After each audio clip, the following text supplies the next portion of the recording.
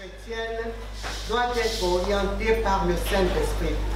Ça veut dire que notre marche chrétienne doit être orientée par le Saint-Esprit. C'est le Saint-Esprit qui nous dirige.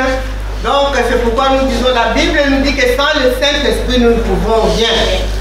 Donc nous devons être dirigés par le Saint-Esprit étant donné que nous sommes enfants de Dieu. Donc nous allons lire la parole de Dieu dans le livre des Galates. Galates 5, 16 à 18, et puis nous allons lire aussi Galates 5, 24. Oui, bien-aimés, nous voyons dans le livre des Galates 16, nous disons que le Saint-Esprit, c'est lui qui va pouvoir orienter notre vie. Étant donné que nous sommes enfants de Dieu, c'est ça qui fait la différence entre nous et ceux qui sont dans le monde. Ceux qui sont dans le monde sont conduits par la chair. Donc par la chair, la convoitise, tout ce que vous savez, donc c'est ce qui conduit une personne qui est dans le monde, parce que cette personne n'a pas l'Esprit Saint en elle. Et c'est la personne qu'on appelle un homme animal. Donc nous sommes enfants de Dieu. Donc la Bible nous dit que, je dis donc, c'est l'apôtre Paul qui parle. Je dis donc, marchez selon l'Esprit et vous n'accomplirez pas les désirs de la chair. Car la chair a des désirs contraires à ceux de l'Esprit et l'Esprit en a contraire à ceux de la chair. Ils sont opposés entre eux afin que vous ne fassiez point ce que vous voudrez. Si vous êtes conduit par l'Esprit, vous n'êtes point sous la loi. Alléluia. Oui, bien aimé, nous voyons ici que l'apôtre Paul est en train d'exhorter le chrétien des Galates. Aujourd'hui, les chrétiens des Galates, ce ne sont pas ces chrétiens-là, mais aujourd'hui, c'est toi et moi qui sommes enfants de Dieu. La parole de Dieu est en train de nous exhorter à nous dire que nous devons marcher selon l'Esprit. Et si nous marchons selon l'Esprit, nous n'allons pas accomplir les désirs de la chair. Et c'est quoi qui se passe? Qu'est-ce qui se passe quand nous sommes remplis du Saint-Esprit? Bien aimé, ça veut dire que ce n'est plus nous qui décidons. L'Esprit de Dieu communique à notre esprit. L'Esprit de Dieu parle à notre esprit. Et notre âme aussi exécute cela. Et nous allons commencer, l'Esprit de Dieu nous marche, nous dit comment est-ce que nous devons marcher et tout et tout. Ben, quand nous regardons une personne qui est dans la chair ou bien une personne qui est dans le monde, tout commence par la pensée. La personne pense que je vais faire telle ou telle chose. La personne pense que je vais faire telle ou telle chose. Et en pensant, et après, la personne va aller poser l'acte. C'est la même chose, nous, au lieu de penser que seulement que nos pensées viennent de nous, ça ne vient pas de nous, c'est l'Esprit de Dieu qui nous parle. Quand nous avons vu dans le livre de Jean, nous avons vu que l'Esprit de Dieu, quand il viendra, il nous convaincra du péché. Ça veut dire que le Saint-Esprit parle. Quand il va parler à notre esprit, soit disant que voilà comment est-ce que tu marches, voilà comment est-ce que tu marches. Donc, à ce moment-là, nous allons pouvoir nous dire que ça, c'est la voix du Saint-Esprit. Il faut aussi savoir faire la différence. Des fois, c'est notre moi qui nous parle à nous. Nous devons savoir faire la différence. Savoir que ça, c'est le Saint-Esprit qui me parle. Et quand le Saint-Esprit me parle, je dois obéir à l'Esprit de Dieu. Et nous serons conduits par l'Esprit Saint si nous sommes aussi remplis du Saint-Esprit. Si nous n'avons pas l'Esprit de Dieu à nous, comment est-ce que nous allons dire que nous serons conduits par l'Esprit de Dieu? Nous devons, la première des choses, être remplis du Saint-Esprit. Et comment est-ce que nous sommes remplis du Saint-Esprit? C'est quand nous venons, Seigneur. Nous venons, Seigneur, nous acceptons Christ comme Seigneur et Sauveur. Si c'est avec tout notre cœur, sachons bien que l'Esprit de Dieu est là. Parce qu'ils sont là, le Père, le Fils et le Saint-Esprit. Ben, ils sont ensemble. Et le Saint-Esprit va pouvoir se manifester dans notre vie. Ou bien nous serons remplis du Saint-Esprit. C'est au moment, c'est avec l'imposition des mains. Des fois, quand on nous baptise, on nous impose les mains pour demander le baptême du Saint-Esprit. Et quand on demande le baptême du Saint-Esprit, nous sommes remplis du Saint-Esprit. Et quand nous sommes remplis du Saint-Esprit, nous n'allons pas nous dire que maintenant nous sommes peinards. Nous n'allons pas prier, nous n'allons pas lire la parole de Dieu. Oh donc, parce que nous sommes remplis du Saint-Esprit, le Saint-Esprit est là, il va faire toutes toutes choses. Le Saint-Esprit en nous, nous devons le nourrir. On nourrit le Saint-Esprit par la parole de Dieu, par la vie de prière, par la vie de prière, par la vie de sanctification, la crainte de Dieu, je vais dire. Donc nous craignons Dieu, nous lisons la parole de Dieu, nous avons la vie de prière. C'est ça qui nourrit le Saint-Esprit. Et quand nous avons cette vie tous les jours, oh le Saint-Esprit est nourri, il est en nous. Nous avons parlé de dons ici. Il va commencer à susciter même les dons qui sont en nous. Les dons vont commencer à se réveiller. Et vous allez voir une personne qui était là calme et qui ne pouvait rien faire. Après avoir été remplie du Saint-Esprit, elle a maintenant les ailes de pouvoir faire telle ou telle chose pour la gloire du Seigneur. Et quand la personne est en train, le Saint-Esprit le conduit comme ça. Et le Saint-Esprit parle aussi. C'est comme quand nous voulons faire telle ou telle chose qui n'est pas pour la gloire de Dieu. Telle ou telle chose que nous faisions auparavant, que nous trouvions que c'était normal. Le Saint-Esprit, comme il nous convainc du péché, il pourra nous dire que ça, ce n'est pas bon. Arrête de le faire.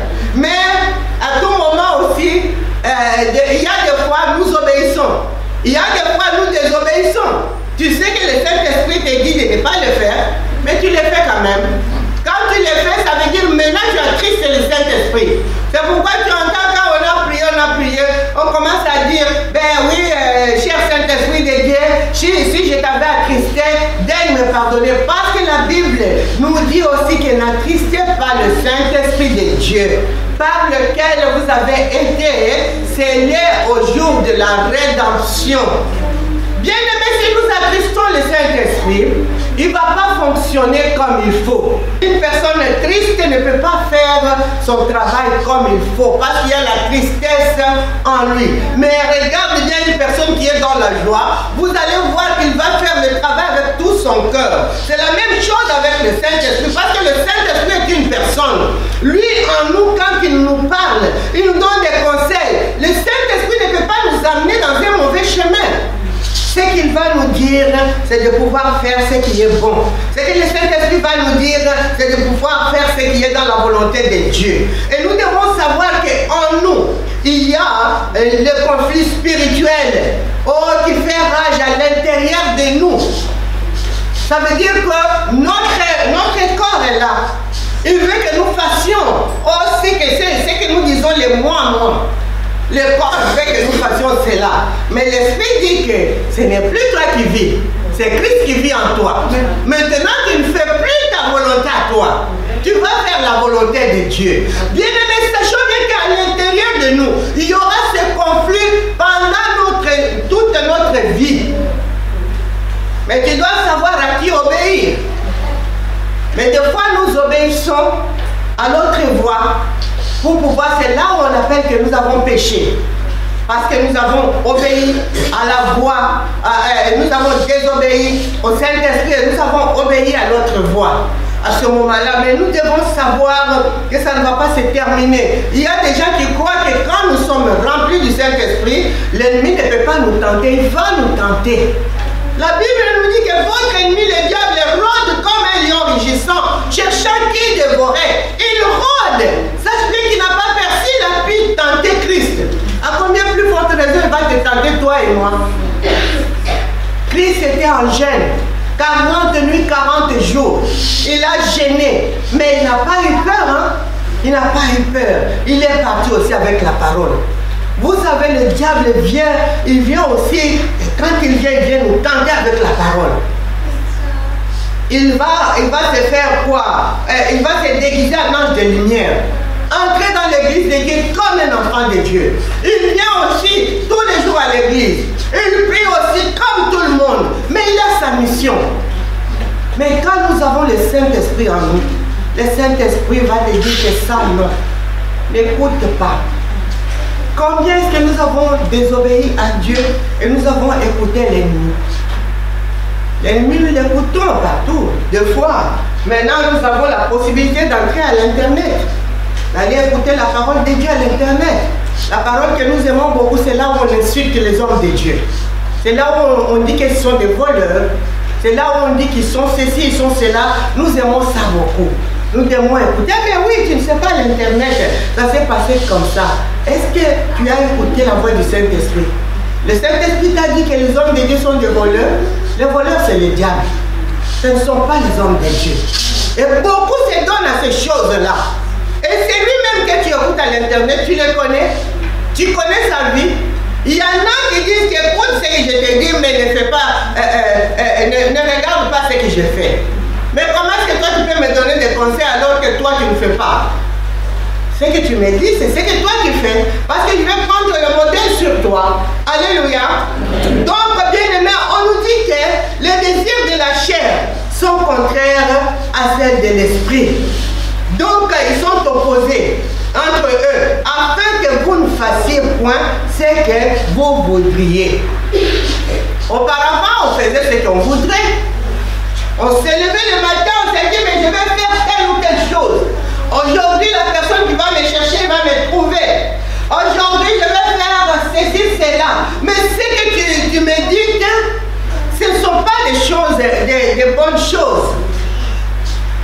Et bien aimé, quand tu es rempli du Saint-Esprit, des fois quand tu te lèves avec des décisions, le Saint-Esprit te dit que non, tu es un enfant de Dieu, n'oublie pas. N'oublie pas que tu es un enfant de Dieu. Ce que tu veux faire là, c'est quand tu étais dans le monde. C'est ça, ne pas vivre selon que nous ne fassions pas ce que nous faisions auparavant. Bien ce que nous voulions. Le Saint-Esprit nous parle. Il nous parle. Et quand il nous parle, c'est pour la meilleure orientation de notre vie.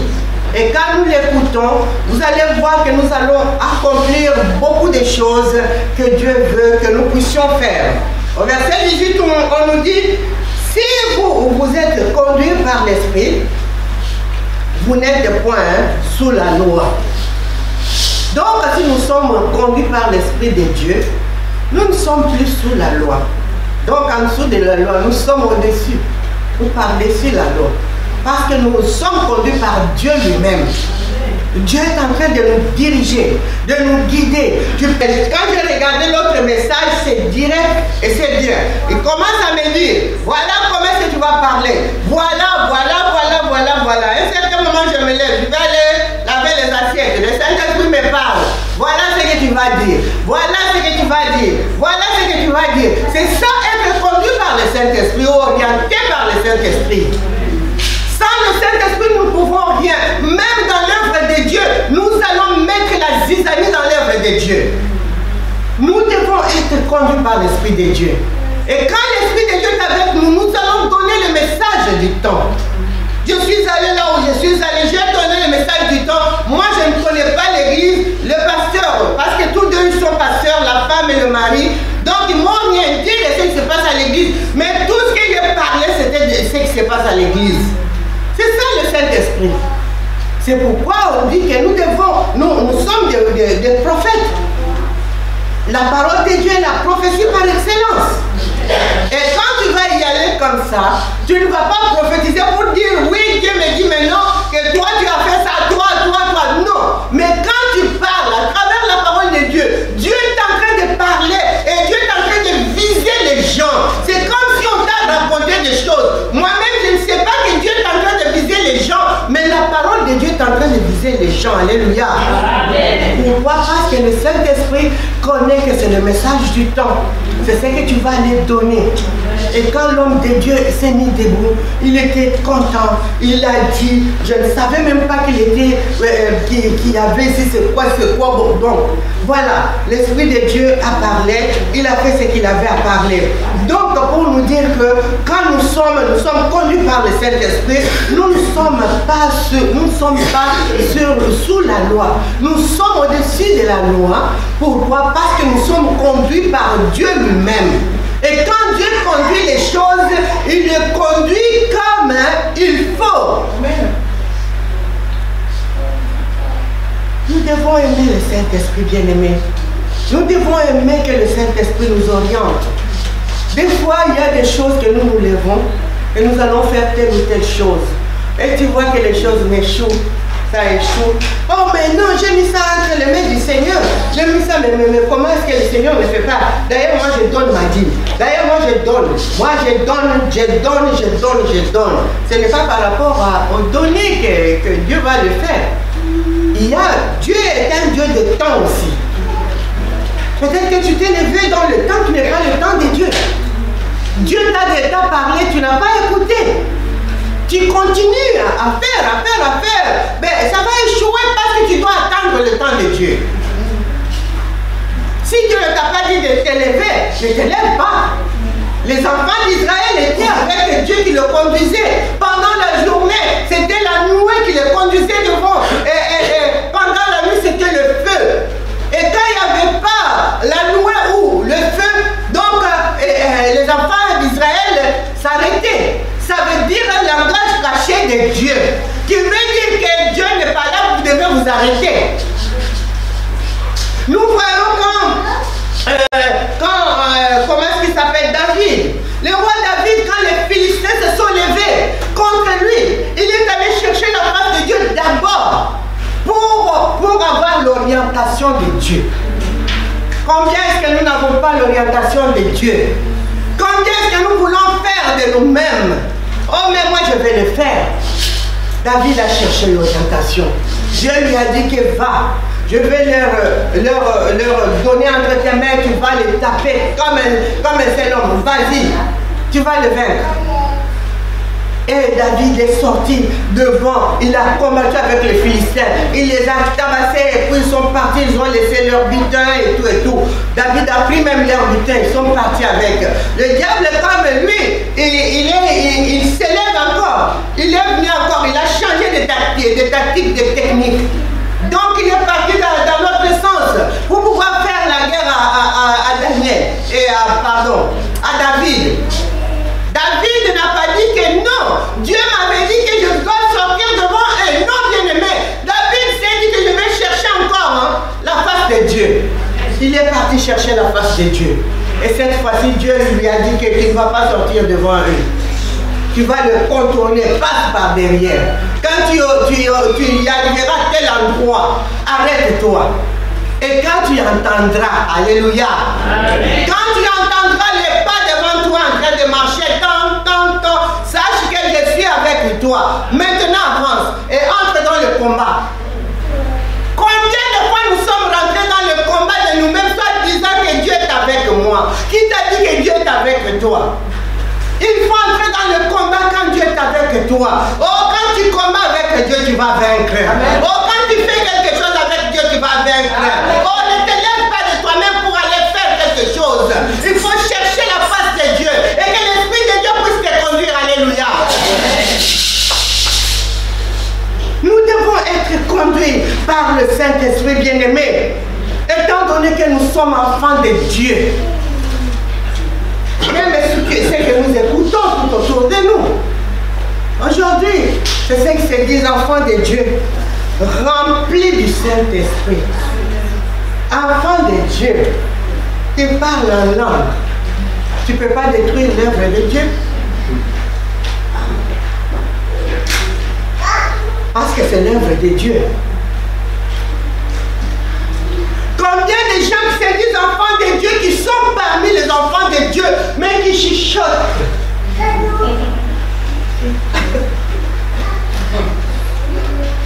C'est pas apporter la parole. Là, je t'apporte et je t'amène quelque part. Donc là, on te donne la parole, tu vas sentir bien. Ici, là, est-ce que tu l'as déjà mis là? Lui aussi, comme il sait rien, oh mais toi tu n'as pas de cheveux là, là où tu t'amènes, tu auras les cheveux. Alléluia. Et lui aussi, il n'accepte pas qu'il a besoin de cheveux. Il dit, mais oui, on y va.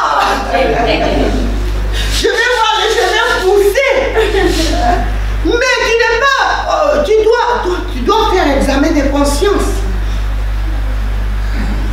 Ne va pas rentrer dans les choses aveuglément. Des personnes qui se sont liées, tu ne sais pas comment est-ce qu'ils se sont liés. Ce qui nous lie ici, c'est l'Esprit de Dieu. Amen.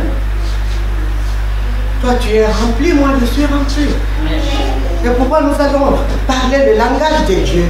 Et tout le monde va écouter. C'est lui qui n'est pas rempli, qui est venu en mission, boude tout le temps. Quand les autres disent Amen, lui ou elle est en train de bouder. Quand les autres donnent, murmure, il regarde, tu sais comment. Quand on voit quelqu'un qui passe, qui est bien habillé, regarde, tu sais comment. Bien aimé, si nous sommes remplis du Saint-Esprit, bien aimé, et cet endroit, il n'y aura pas de la place. C'est parce que nous ne sommes pas remplis du Saint-Esprit. Nous devons désirer la plénitude du Saint-Esprit. Si nous avons la plénitude du Saint-Esprit, qu'est-ce qui va se passer? Moi, je vais me lever de mon côté, l'autre va se lever de son côté. On s'est dit, mais cette année, moi, je vais amener au moins une personne à l'église, mais une personne qui ne va pas venir une fois seulement. Donc, cette personne va venir et cette personne va demeurer. Il y en a qui viennent avec des âmes et ce sont eux-mêmes qui les tuent aussi. Tu viens avec une âme au Seigneur, sache qu'une âme qui ne connaît pas le Seigneur, quand il te suit derrière, il veut voir le modèle en toi. Parce que c'est toi qui l'as amené. Il n'est pas ton âme, bien sûr, c'est l'âme de Dieu. Mais cette âme veut voir un modèle en toi. Et quand il ne va pas voir un modèle en toi, il va partir bien avant. Il y a des personnes, quand ils viennent avec une âme au Seigneur, cette âme-là n'est pas l'âme du Seigneur, ça devient son âme à elle ou à lui. Bien-aimés, les âmes sont les âmes de Dieu.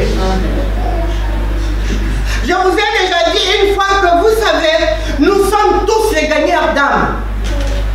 Nous disons que nous, les chrétiens, nous sommes des poissons.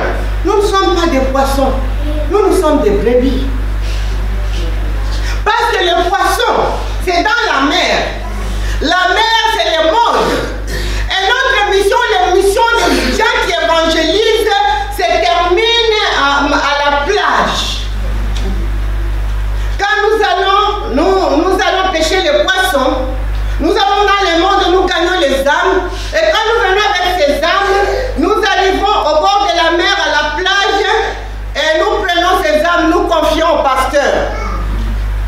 Et quand nous confions les âmes au pasteur, nous les avons confiées à un berger ou une bergère qui va conduire ces troupeaux. Et cette âme n'est plus un poisson, pardon. Cette âme est devenue un brebis, une brebis, pardon. Et nous, ce n'est pas ça. Quand je viens avec une âme au Seigneur, et cette âme, c'est mon âme à moi. C'est mon âme. Si je ne veux pas venir à l'église, je lui dis, mais aujourd'hui on ne voit pas. Toi, tu vas y aller. Moi, aujourd'hui, je ne parle pas. Hein. Et puis, tu entends lui aussi, il dit, ah ben si toi, tu ne parles pas, moi aussi. Hein. Et quand il y a ceci ou cela, et tout, c'est elle ou lui qui conduit cette âme. Non, bien aimé, laisse le Saint-Esprit faire son travail. Tu n'es pas le Saint-Esprit dans la vie de cette personne.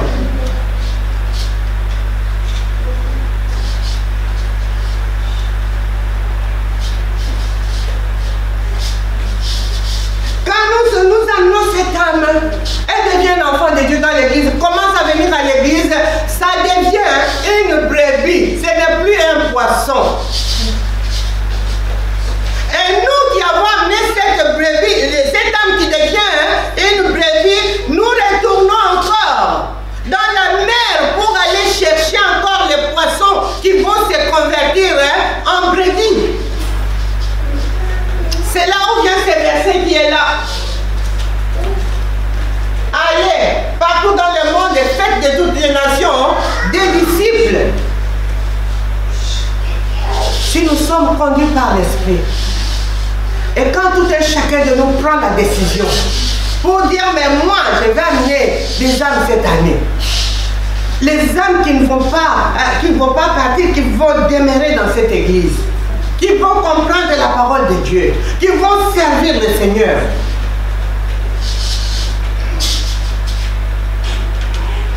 Il y en a qui ne vont même pas chercher les âmes, qui sont dans l'église, c'est dans l'église où ils font les troupes des gens, qui vont commencer à conduire. Quand lui ou elle dit une parole, tout le monde obéit.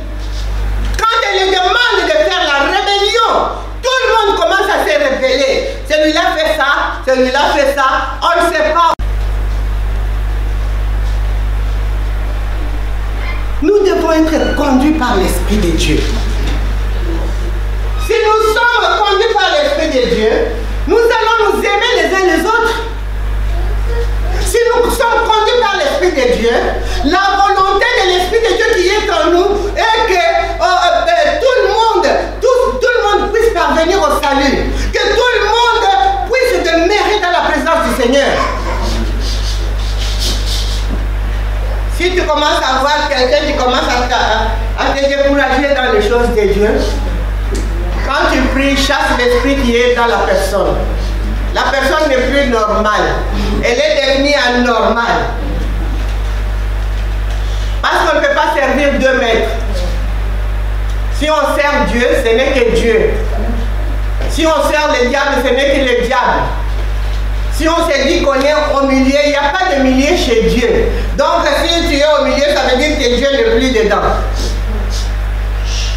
C'est pourquoi il nous dit que si tu n'es ni chaud ni froid, je te vomirai. Alléluia. Donc, bien-aimés, nous devons être conduits par l'Esprit de Dieu. Et quand nous étions autrement dans le monde, nous nous conduisions par nous-mêmes. Des fois, nous prenions la décision de dire, elle pourrait dent pour dent. Moi, je vais faire ça. Elle m'a fait ça ou il m'a fait ça. Il va voir. Mais quand nous sommes enfants de Dieu, des fois, nous allons prendre la décision. Et après, l'Esprit de Dieu qui dit que ce n'est pas une bonne décision. Amen. Nous devons écouter ce qu'il nous dit en nous. Donc quand il nous fait marcher, c'est Dieu lui-même qui nous marche. Nous prenons le verset 25, hein? 24. On nous dit, ceux qui sont à Jésus ont crucifié la chair avec ses passions et ses désirs. Donc si nous sommes réellement enfants de Dieu, nous avons crucifié la chair avec ses passions et ses désirs, les désirs de la chair.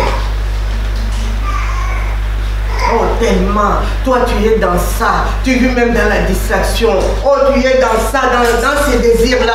Bien aimé, non. Donc notre désir, on dit que fais de l'Éternel tes délices et il te donnera ce que ton cœur désire.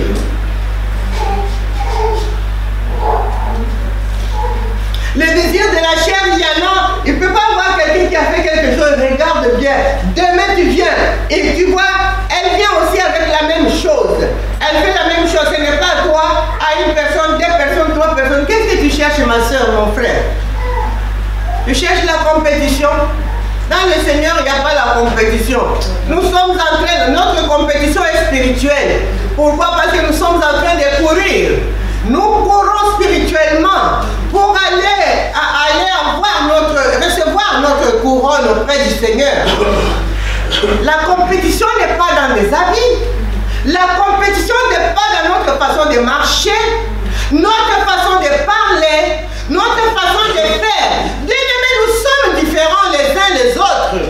Nous devons l'admettre. Moi, je me lève le matin, je suis moi. Moi, je suis moi. Je pensais, je sais ce que je vais faire et tout et tout. Je n'ai pas à avoir la vie de compétition. Tu sais, quelqu'un qui a la vie de compétition, qui veut faire, que là, elle voit ça, elle veut faire ça, elle veut faire ça. Cette personne souffre. Elle souffre, elle n'est pas à l'aise, elle n'est pas bien. Mais oui, elle souffre, donc voilà, elle est instable comme papa m'était dit. Donc voilà, elle souffre, elle n'est pas elle-même. Par contre, quand nous avons l'Esprit de Dieu, j'écoute ce que l'Esprit, moi de fois, ça sert à quoi? Ça c'est dans le monde. Si quelque chose me plaît, dans la vie de ma soeur, ou bien elle a fait quelque chose, je veux lui demander où tu as fait ça, comment est-ce que tu as fait ça, parce que moi je veux aussi. C'est une façon, ça m'a plu. Ce n'est pas que je vais faire comme ça parce que j'ai l'esprit de compétition à moi. Non, bien-aimé. Ça, c'est dans le monde. Ça, c'est le désir de la chair. Donc, nous avons déjà crucifié ces choses-là avec Christ. Quand nous nous sommes baptisés, nous avons dit que nous mourrons dans la chair avec Christ. Nous mourrons dans nos péchés, pardon. Avec Christ, nous ressuscitons dans la vie éternelle avec lui. Voilà ce que ça signifie quand nous nous faisons baptiser. Et au verset, c'est 26, 25. Si nous vivons par l'esprit, marchons aussi selon l'esprit. Oui, bien-aimé, je vis par l'esprit de Dieu. Oui, vous savez, maintenant je suis un enfant de Dieu. Hein? Donc, je vis par l'esprit. Donc, tu dois marcher aussi par l'esprit. Ça veut dire que l'esprit de Dieu doit te... Quand il te parle, fais-le. Mais désobéis par l'esprit de Dieu. Nous devons être à l'écoute de l'esprit de Dieu. Des fois, nous ne sommes pas à l'écoute de l'esprit de Dieu. Nous écoutons beaucoup de personnes. Nous écoutons beaucoup de conseils. Les gens nous conseillent en mal. Et nous exécutons cela. Nous allons le faire. Oui, je vais faire pour faire montrer aux gens. Non, tu veux montrer à qui? Et la personne que tu veux montrer, il n'est pas, je ne sais pas, un animal. Mais lui aussi va te montrer. Et vous allez vous montrer, vous deux. Alléluia. Amen. Oh bien-aimés, mais si nous sommes conduits par l'esprit, tout ce que nous allons faire va plaire aux gens. C'est tout que nous sommes enfants de Dieu. Ça va nous plaire les uns les autres. Ah, ce que ma soeur a fait là, c'est bien vraiment. Ah, c'est bien, gloire au Seigneur. Nous allons glorifier le Seigneur. Il n'y aura pas l'esprit de jalousie. Il y en a qui ont la jalousie, n'importe comment déborder. La jalousie partout. C'est moi qui dois être. C'est elle qui doit être à la place de celui qui fait ça. Non, bien-aimé, tu es toi. Vous savez, moi, il y a beaucoup d'hommes de Dieu qui viennent me poser la question. Mais pasteur Mado, tu as fait ça comment? Tu as fait... Il y en a qui viennent prendre des photos ici. Hein. Là, ils prennent des photos. Et des fois, ils viennent me demander, donne-nous ceci, donne-nous cela. Et moi, je regarde, je dis, bon Dieu. Mais ces gens-là, moi, je croyais qu'ils sont des grands hommes de Dieu. Donc, il n'y a pas de grands hommes de Dieu. S'ils viennent me demander à moi, moi, je suis la plus petite des hommes de Dieu. Donc, ils viennent te demander, et tu regardes la personne qui dit vraiment. Tu lui dis, et puis il écrit, il va faire. Hein. Pourquoi? Parce que moi, j'écoute la voix de Dieu. Quand Dieu me dit que voilà ce que tu vas faire, tu fais ça, tu fais ça. Moi, tout ce que je fais, j'écoute le Seigneur. Quand il me parle, il me dit. Même si tu vois que je vais quelque part, je vois quelque chose et je le fais, ça veut dire que le Saint-Esprit m'a convaincu. Il m'a dit que fais-le. À ce moment-là, je le fais.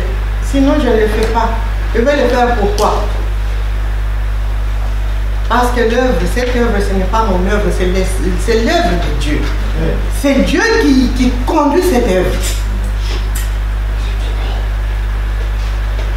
Et des fois, je me pose la question que moi maintenant, ces idées que j'ai, à faire ça, je me lève des fois, j'ai cette idée, je le présente dans la présence du Seigneur, le Seigneur agrée, et on le fait. Mais comment est-ce que le Seigneur n'inspire pas les autres hommes de Dieu? Ça veut dire que nous vivons dans la distraction, nous vivons par la vie. Ah oui, je suis conduit par l'Esprit de Dieu. Quand je vais, je vois. Mais soit, je suis quoi? Je suis quoi? Je vis par l'Esprit de Dieu. Mais je dois marcher aussi par l'Esprit de Dieu. L'Esprit de Dieu me dit que dans ton travail, tu es bien. Travaille bien, fais ceci, fais cela. Je l'écoute. Je fais mon travail bien, même dans la chair. Ce n'est pas qu'à l'église. Le Saint-Esprit nous conduit même en dehors de l'église. C'est ça qui fait la différence avec les gens qui sont dans le monde. Mais beaucoup ne savent pas. Nous pensons que le Saint-Esprit va nous diriger que dans l'église. Non, le Saint-Esprit nous conduit partout. Nous devons marcher aussi selon le Saint-Esprit bien-aimé, parce que nous sommes enfants de Dieu. Nous n'avons pas à vivre dans la distraction. Si nous vivons, si nous disons que nous sommes enfants de Dieu et que nous ne sommes pas conduits par le Saint-Esprit, ah, là c'est mort. Hein? Comme on dit, les enfants d'ici disent, c'est mort. Donc tu n'as pas la vie en toi. Tu dois t'avancer, t'approcher de Dieu, demander l'aide du Saint-Esprit. Parce que le Saint-Esprit peut changer beaucoup de choses dans ta vie. Il peut faire avec toi beaucoup de choses. Et voilà, bien-aimé, pour nous dire que le Saint-Esprit a un grand travail. Aujourd'hui, nous voyons que le Saint-Esprit peut conduire notre vie. Notre vie doit être conduite par le Saint-Esprit. C'est un devoir. Nous n'allons pas nous dire aujourd'hui je vais marcher selon moi. Demain, je verrai avec le Saint-Esprit. Hein. On va coopérer. Cher Saint-Esprit, aujourd'hui je vais faire un peu de péché, non? Demain, je reviendrai et puis tu vas me conduire. Non, non. Nous devons écouter le Saint-Esprit. Des fois, nous l'attristons pour ne pas l'écouter quand il nous parle. Nous ne l'écoutons pas, il est attristé. Sachons bien que quand il est attristé, il peut nous quitter. Et quand il nous quitte, toi tu restes en disant que j'ai le Saint-Esprit en moi. Non, il est déjà parti. Et pour le récupérer, il y a un travail à faire. Alléluia. Que le Seigneur nous bénisse.